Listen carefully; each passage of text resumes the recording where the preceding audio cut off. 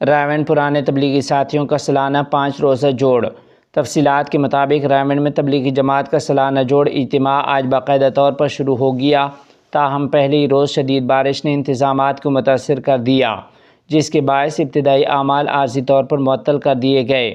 انتظامیہ کی جانب سے فوری اعلان جاری کرتے ہوئے تمام شرکاء کو ہدایت دی گئی ہے کہ وہ قریبی مساجد میں منتقل ہو جائیں، وہیں قیام کریں، اپنے معمول کے انفرادی اعمال میں مصروف رہیں اور آئندہ اعلان تک رابطے میں رہیں۔ اطلاعات کے مطابق بارش کے باوجود ملک کے مختلف حصوں سے آنے والے قافلوں کی آمد کا سلسلہ جاری ہے اور ہزاروں کی تعداد میں شرکاء راولپنڈی پہنچ چکے ہیں، جبکہ مزید جماعتوں کی آمد متوقع ہے۔ منتظمین کی جانب سے شرکاء کے لیے رہائش، طعام اور دیگر ضروری سہولیات کے انتظامات جاری ہیں، تاہم موسمی صورتحال کے پیش نظر وقتی رد و بدل کیا جا رہا ہے۔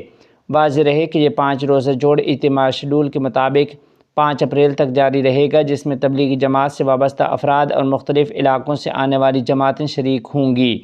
اجتماع کے دوران ملک و بیرون ملک کے معروف علماء کرام شرکاء سے خطاب کریں گے اور دینی، اصلاحی اور دعوتی موضوعات پر رہنمائی فراہم کریں گے۔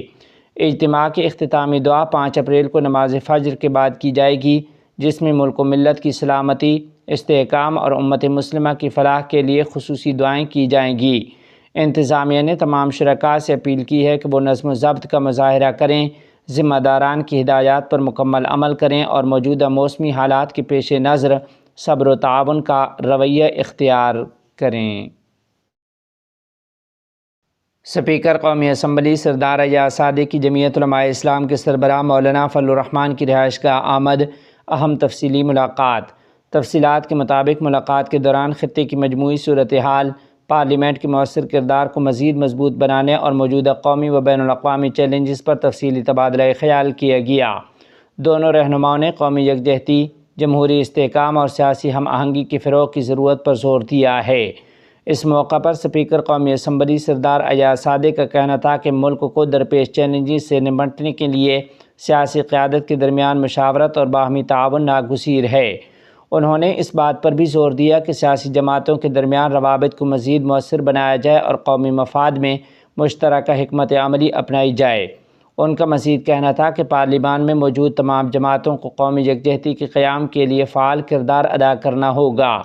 اسپیکر نے گفتگو کے دوران ایران امریکہ کشیدگی کے تناظر میں کہا کہ پاکستان خطے میں اپنا فعال اور ذمہ دارانہ کردار ادا کر رہا ہے۔ اس موقع پر مولانا فضل الرحمن نے اسپیکر قومی اسمبلی کے پارلیمانی کردار کو سراہتے ہوئے کہا کہ موجودہ حالات میں پارلیمان کا کردار نہایت اہمیت کا حامل ہے۔ انہوں نے اس بات پر بھی زور دیا کہ خطے کی موجودہ صورتحال کے تناظر میں اہم فیصلوں کے لیے پارلیمان کو اعتماد میں لینا ضروری ہے۔ مولانا فضل الرحمن نے ایران اور ناجائز ریاست کشیدگی کے حوالے سے پاکستان کے موقف اور کردار کو بھی سراہا اور قومی سطح پر یکجہتی کی ضرورت پر زور دیا ہے۔